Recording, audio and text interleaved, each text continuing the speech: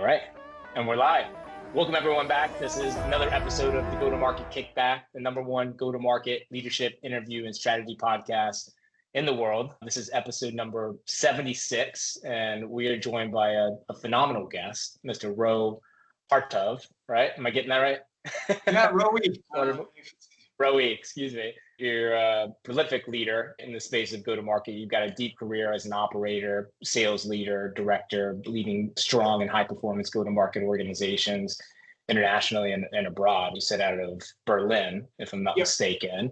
Right now, you're head of revenue architecture over at Winning by Design, which I know of through clients that I work with, other people I liaise with, and sort of the go-to-market consulting and operating community as one of the highest performance revenue consulting organizations in the world that's really caught a lot of wind for changing the way that people structure their methodologies around selling, structure their sales organizations, and come in and build high-performing SaaS sales teams and otherwise, right? So very excited to talk with you today about your career and what you're doing right now when it comes from consulting a lot of these early stage software and revenue organizations. And obviously, you guys have come out with some pretty useful content in the form of the revenue architecture book and a bunch of other ancillary items that I've actually personally been diving into over the last couple of months. So let's kick this off. It should be a good one. You want to introduce yourself quickly for the people? Tell us a little bit about your career in the space as a sales leader and now consultant, and then we'll get into what you're doing right now at Winning by Design.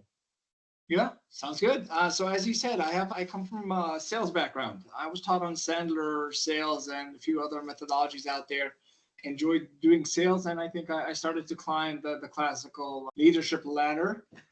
At some point, I found myself drawn to creating processes, to trying to understand why some companies that I worked with, the sales process did work and make a ton of sense, and in some cases it did not.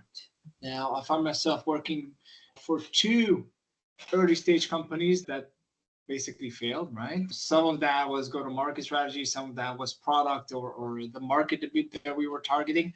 But I find myself trying to build the right processes, which that's where I found Winning by Design. At some point 3 years ago, when I started to interact with Jocko, the founder, he said, "Hey, why don't you join the Dark Forces and come over and see what you can do with us?" And yeah, I've been there ever since. So I've done revenue architecture at Winning by Design. Means that we help companies build and design sustainable growth or go-to-market strategies. And lately I took over the team and managing the revenue architect principles at Winning by Design, which includes not only continuing to work with our amazing, fantastic companies, but also to continue to build and develop new IPs and materials for us and for the market to use. Yeah. Wonderful. Well, let's dive into what we talked about initially, sort of the change in operating models across the early stage software company landscape. No shock over the last couple of years. It's been very turbulent, and there's been a lean towards efficiency, productivity, and a lot of that is precursed by very strong formalized operating models that a lot of organizations got by without just through the mania of the selling landscape in the last few years. Tell me what you're seeing in the market in terms of how people are redesigning, or what's the motivator to redesign how they're actually operating and going to market. And I know you talked a bit about how this comes from sort of the top of funnel, the investment thesis of the venture capital groups, the cost cutting initiatives, the runway, et cetera. If you could speak on that for a little bit. Yeah. All right. So I think we all experienced the SaaS crash, right? And a lot of discussions were around that. We've been in this situation for 2 years already, and we believe that it's going to take another 2 to 3 years for this market to balance back to where we were. So it's going to take time. And why is that? There's a bottleneck. There are no IPOs. Our industry in the past 10 to 15 years form that kind of funnel that companies go and mature over time, go public or get acquired. And there's not like a funnel. Companies go through, companies are stuck. We don't have exits, we don't have IPOs. There are an estimation of almost 1,000 companies that, compared to 2 years ago, they should have IPO'd and exited already. So there's a bottleneck of around 1,000 companies that are waiting to do an IPO. And the fact that they're not exiting, the VCs are not getting their money back, not investing it back into the market, this is a bottleneck. So all of the this is why we're not seeing any big funding rounds out there, except if you're saying that you're AI. These are the only companies, AI and a bit of security. Those are the companies that are actually doing quite well. But for the rest of the markets, we're kind of stuck. So that means that companies need to maintain growth with extending the runways and starting to become more efficient, productive. And also the investors are coming in and say, hey, not only you need to be more productive, you need to have a clear path to profitability. Yeah. And this is what guides the markets right now. Yeah, it's very much a descent from the previous methodology of growth at all costs and some of the early revenue operating models, what would you call it, predictable revenue, et cetera, that really just force headcount way up and force costs way up with the hope that a small fraction of those would contribute to the greater whole that gets them to this sort of goal. Is that accurate? Exactly. Our costs have skyrocketed. Yeah. In the past, like for 4 years, specific 2 years ago, right? Because we were all growing very fast. We were all looking to hire people, experienced sellers or commercial people could ask for more salaries. So our salaries increased and we kept on growing. Then the market crashed. So there are a few customers, our sales performance plummeted. So we're actually generating less new business. Our costs have gone up. We're spending more. The companies that do have money to spend more have spent over to try to capture or maintain that growth, which again, in a lot of cases, it did not work. So costs going up, revenue going down, and this is an unsustainable business. That's why we saw a lot of companies let go of a lot of their workforce.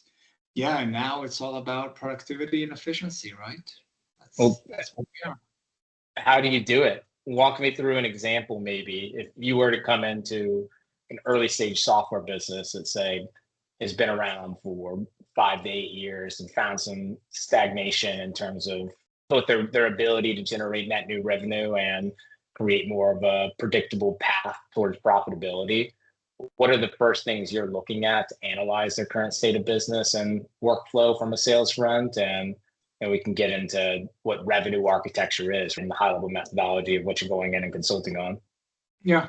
So when we analyze, of course, there are the classical conversion rates. Like you try to analyze what's the win rate, the lead to opportunity, conversion rates, etc.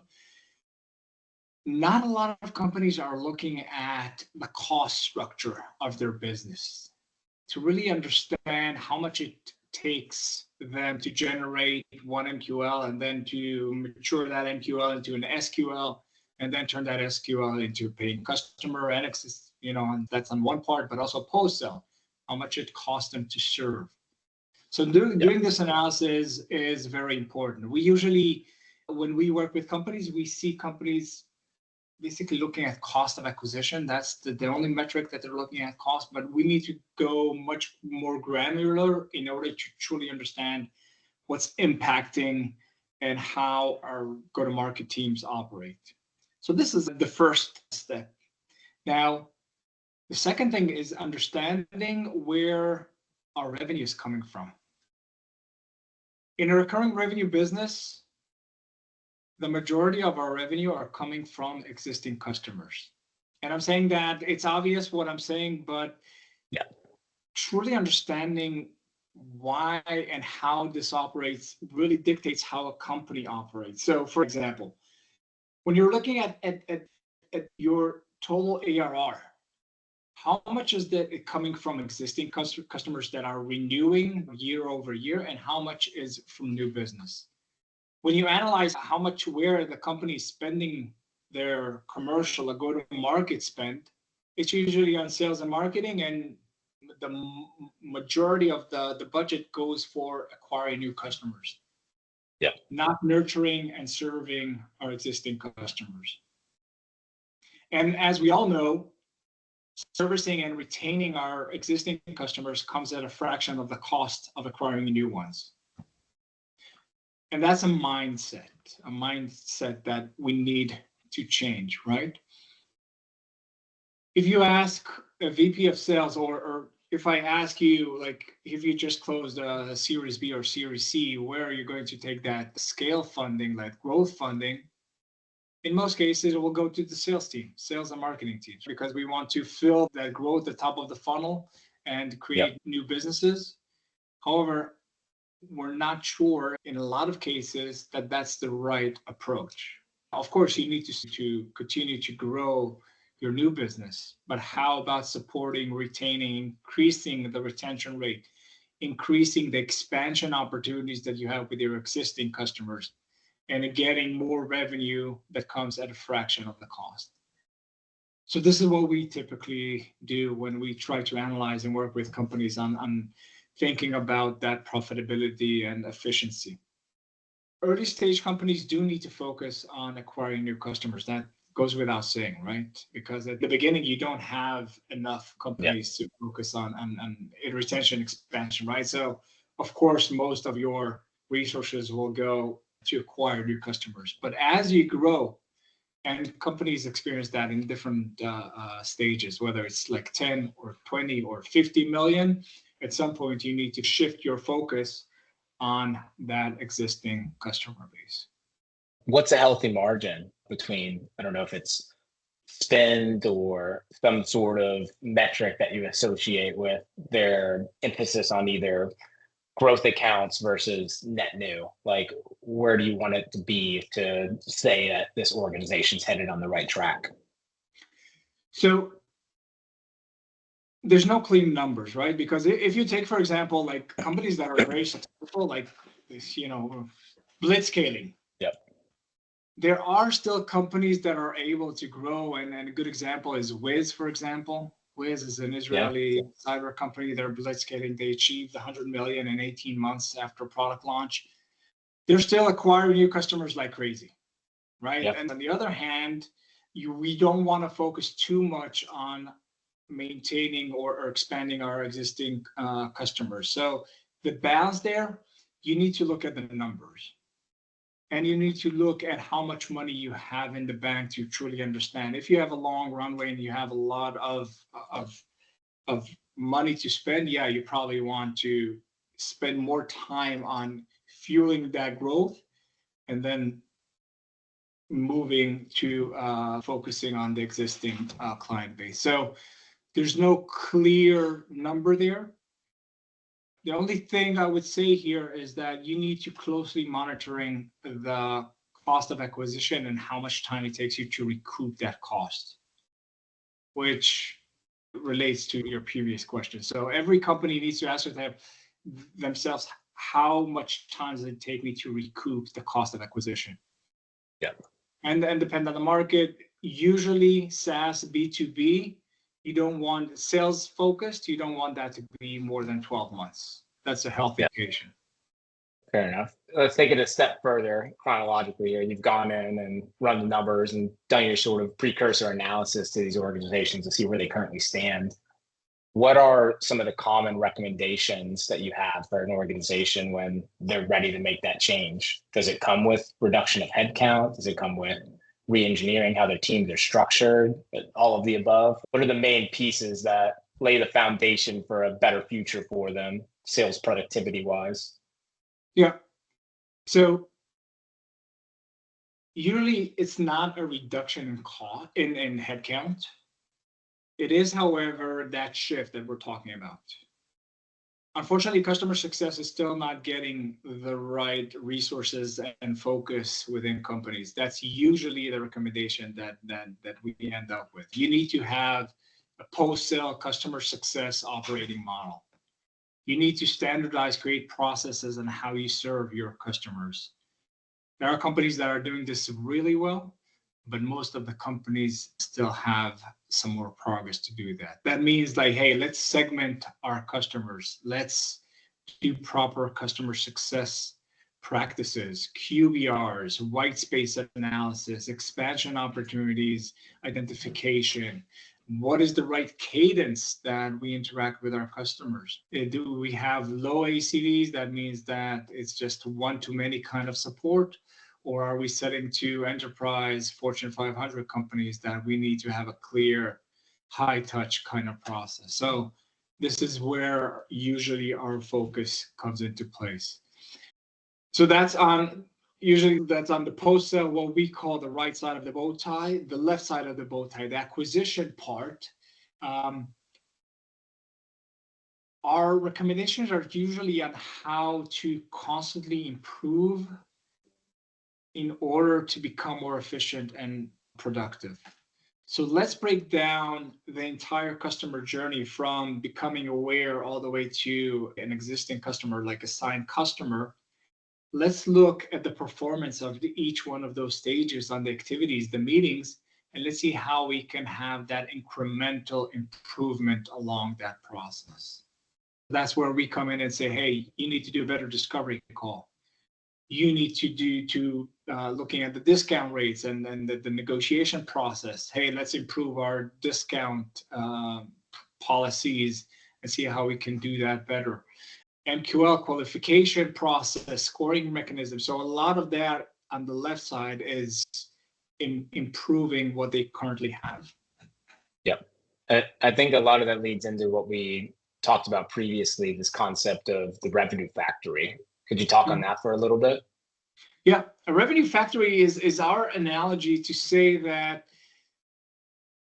when you think of it today, go-to-market teams don't work according to any standard. They don't have standards in place, how to measure things across the different team members. Every team, marketing, sales, customer success, usually work in silos. They have their own goals and they do not work as one joint team.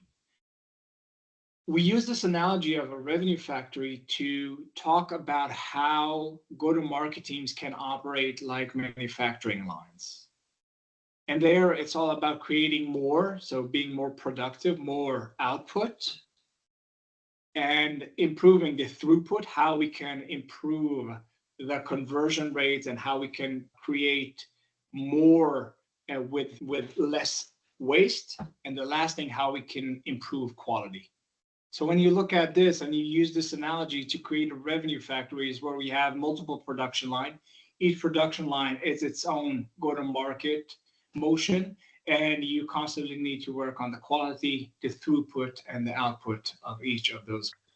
Talk to me a bit about how technology from a sales enablement and maybe even an automation structure is helping this. I know we don't want to get into the funny world of AI or anything. A lot of people have heard a lot of content on that, but how are you advising on people's usage of technology or lack thereof to help increase these conversion rates, find better metrics, and create the efficiency they're looking for out of their teams?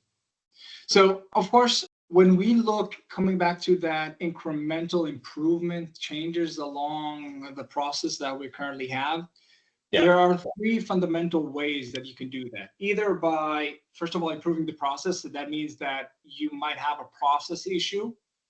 The handover between the SDRs and AE is not working well. Let's introduce a new process to improve and speed up the handover of leads between these two roles. So that's fixing through processes. We can upskill the team. So when we're looking to have that incremental changes, coming back to my example on negotiation, can we work with our sellers and improve their negotiation skills? And the last one is what you just mentioned, tools and automation. Can we, for example, coming back to the MQL scoring that I mentioned a while back, we have great tools that allow us to qualify using information databases like ZoomInfo to help us score the readiness of marketing qualified leads. What we tend to say is that you first of all need to have the right processes in place before the tools could help you solve that. Because if you bring in and you don't have the right process in place, or you have the wrong people with the wrong skills, tools and automation will only amplify that problem.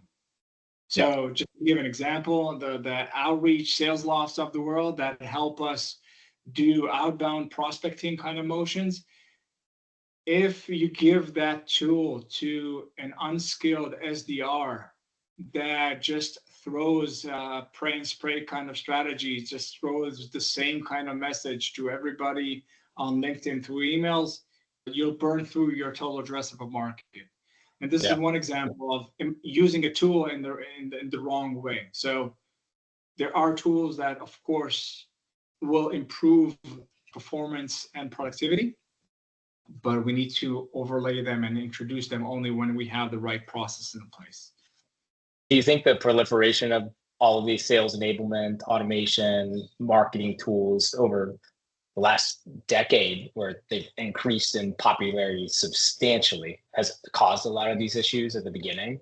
Like I can cite specific examples of sales leaders I know this year that as part of their onboarding plan, whether it be for inside sales or BDRs or even more junior account executives, they make them spend the first month of their employment without a single tool. They give them a cell phone and a connection to LinkedIn, and they have to do everything from a data sourcing, from a lead identification, from a company research standpoint, et cetera. And it's interesting. Albert Einstein had this quote about nuclear war. World War III would be fought with who knows what, but I know that World War IV is going to be fought with sticks and stones. And it seems like we've come back to that a little bit, and people are finding good success out of it, encouraging the right sort of attitude from more junior sales reps to be successful for the long run.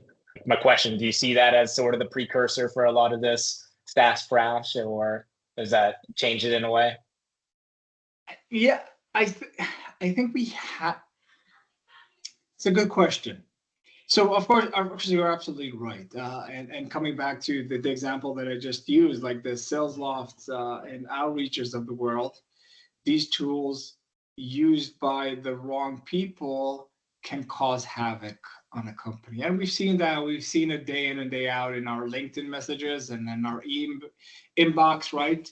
A lot of it automatically goes to the spam folder. Hey, for the first month, you do a class, the old way, and then we'll give you tools once you master how to do proper prospecting and how to create your own messages before you can actually automate that. So fantastic. One of the things that we do see is that some tools out there are the new shiny kind of products, and everybody wants to get their hands on. And in a lot of cases, you use the wrong tools without understanding what's right for your company. So again, just using the same example, outbound prospecting, sales loft and outreach make it very easy for companies to introduce outbound motions. But in a lot of cases, it might not be applicable to what they're trying to do. And just to give an example, if your ICP are Fortune 500 companies and you're targeting C-level and VP level, like executive level in these companies, outbound is probably not the right tool for you. It's networking, it's creating event, it's the Rolodex that your sellers have. That's probably the right lead generation tool. You can't expect junior SDRs fresh out of college to be able to interact with the VP and C-level executives at those companies. And we see that in a lot of cases because it's a shiny new tool everybody wants to get their hands on.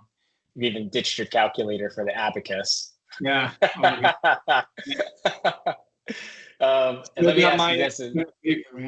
Pen and paper and an abacus. I love it. It gets the job done. Gets the job done.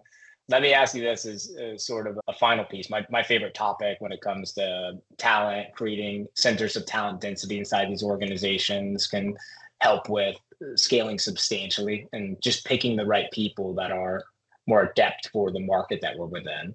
How have you seen the way that people are qualifying, hiring, or even just identifying the right skill sets that are going to fit into this more modern, efficiency focused sales methodology? Does that fundamentally change in terms of who can actually be successful and what skills lead to that? It changed, but for the worst, I think. Why is that? Because it's kind of a lost generation. So back in like 2019, 2020, when everybody was selling and selling was relatively easy, right? Because everybody was buying. Sellers that grew at that period never experienced what we're currently experiencing. So the frontline managers, that middle managers, have never experienced what we're currently experiencing. And that caused a gap. So we don't know how to properly sell. And we hired people left and right just to fill in the ranks because we were growing at all costs. And the same goes to our frontline managers. And at the end of the day, we're asking them now to go and recruit people. And they lack the principles of sales in a lot of cases. So I think that's a real challenge that we currently see out. What skills do you think they should highlight when they're looking for, say, take the example of a junior salesperson or an SDR? Like, what innate skills or abilities or even personality traits do you think are going to be more successful than not? So I think it's all about, for me, I always look for curiosity. All right, and then you can take curiosity to many different angles, like curiosity leads to learning and keep on adopting and developing as a sales rep or an SDR.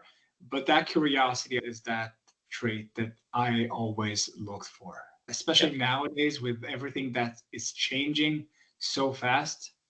Having people that are actually curious to learn, to develop, that's a skill that will take them on the long run.